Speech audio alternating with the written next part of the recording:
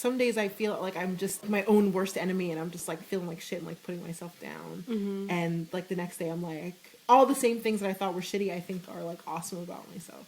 And maybe maybe everybody feels that way.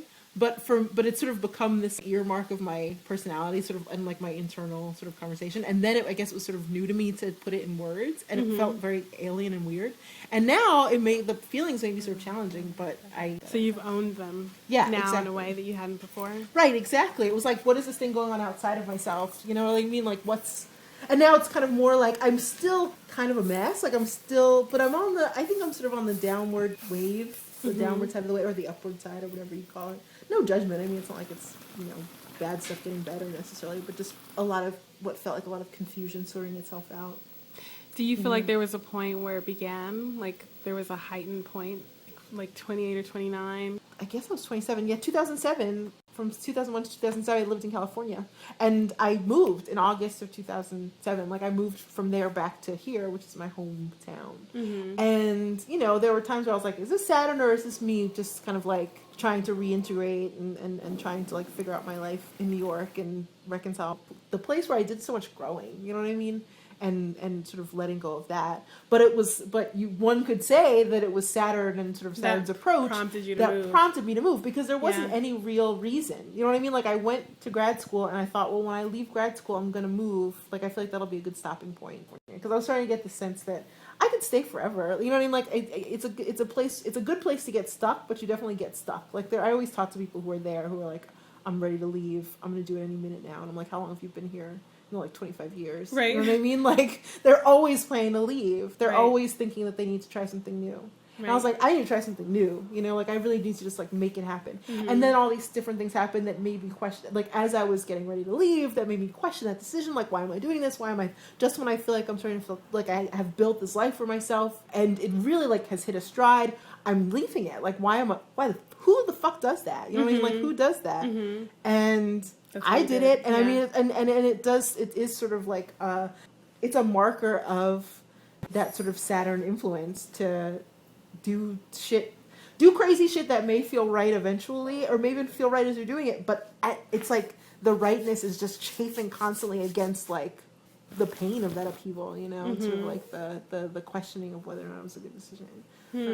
So do you feel like recently grounded more so? Or like, do you feel newly grounded?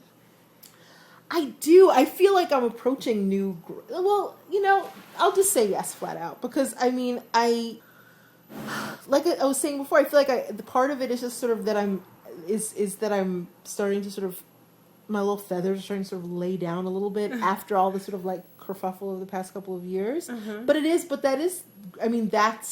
I'm starting to sort of like make good on the decisions that I was like trying to make then, and sort of bringing forth the sort of, I guess, the version of myself, or the things that I sort of worked out and realized were important and were priorities during that time. And while I haven't made all the things that I might imagine I want to have happen, I feel like it's real and true, and I feel like I know what I need to be doing, even if in every minute I'm not necessarily doing it, or But I do feel. Does that make any sense at all? Is what I'm saying? It does make sense to me. Yeah. Okay.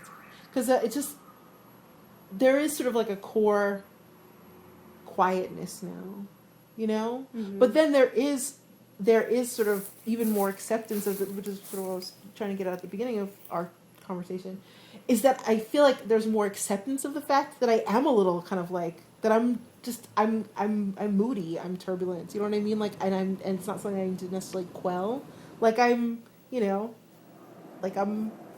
a person. I'm miserable sometimes, you know what I mean? Like, right. and I was miserable like a lot of the time during that period, but I have like more maybe perspective on it, you know what I mean? And it just sort of feels more like myself, and less like something that's sort of like being done to me from some place that I can't see,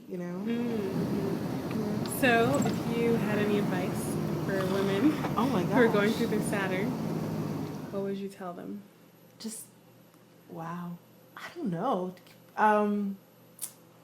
Just breathe through it, I almost said don't resist, just let it wash over you, but sometimes I feel like the resistance is part of it. I feel like anything, that's just it. Just sort of let whatever's going to happen, and hope that, and just know that you'll have a lot of sort of material to rebuild with, sort of feel like it's falling apart.